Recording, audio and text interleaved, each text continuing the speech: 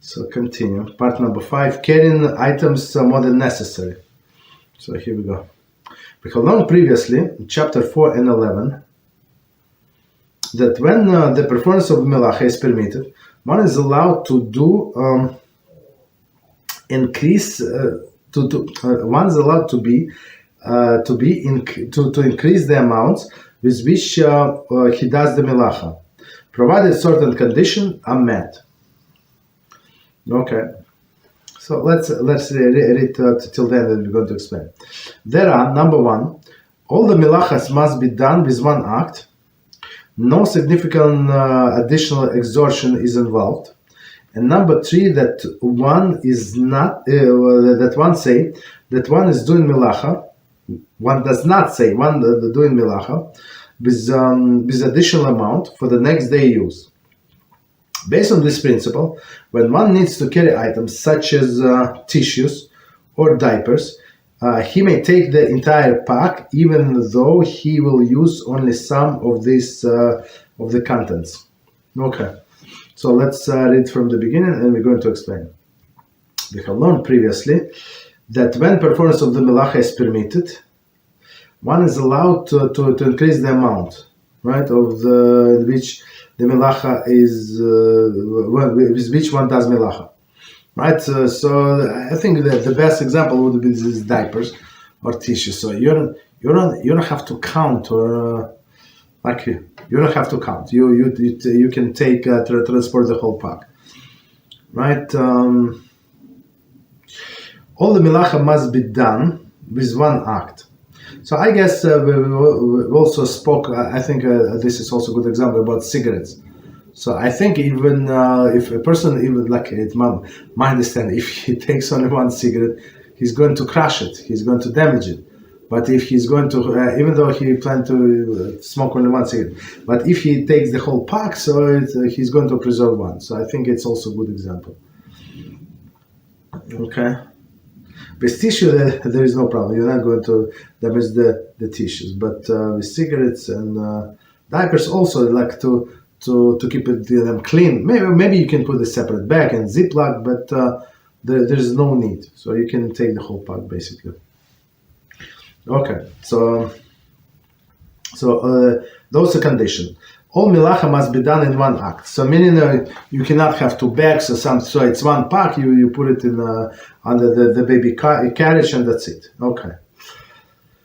This is diapers, right? Number 2, no significant additional effort is involved. So right. So first, you don't have to go back and forth, and it's easy, right? It's light. Number 3, one does not say that doing melacha with additional amount for the next day use. For sure not, right? So you just do. Okay. Based on the principle, when one needs to carry items such tissues or diapers. So I mean, like you can calculate how many tissues you need or diapers, right? He may take the entire pack, even though he will use only some of the contents. So that's a very good example, these tissues or diapers. Exclusion.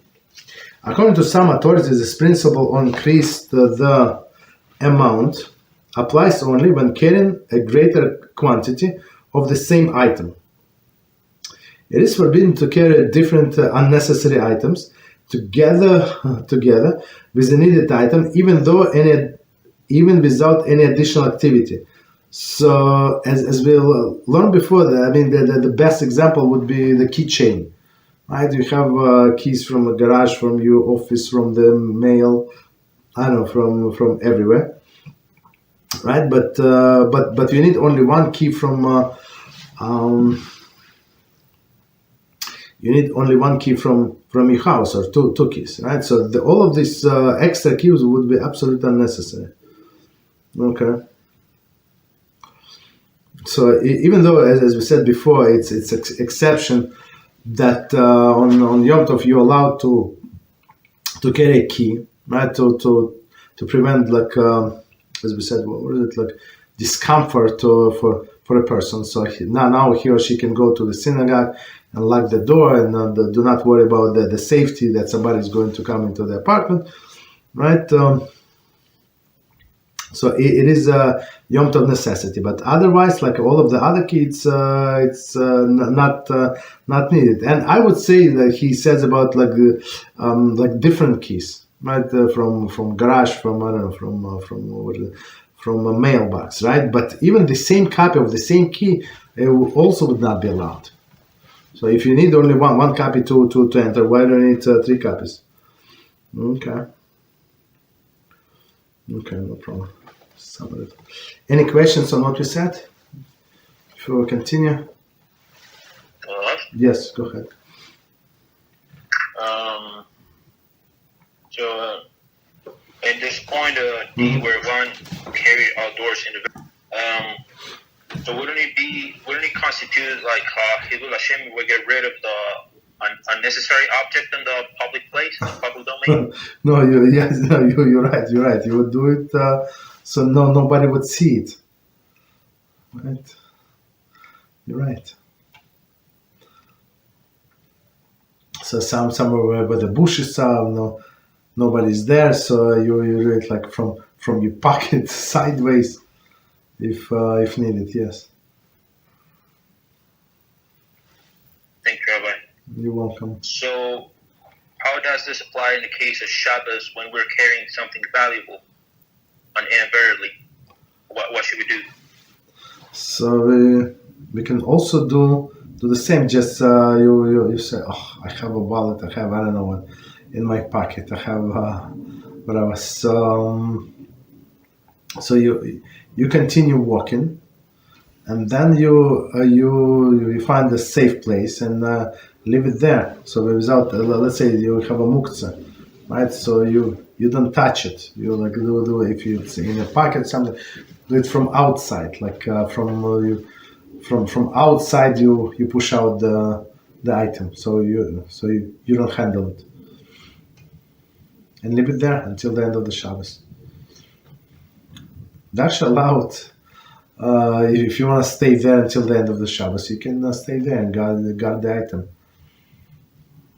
Right? But that's why I said have a different suits, like that have a different clothing. So like you don't have pockets. So some people put everything in the pockets.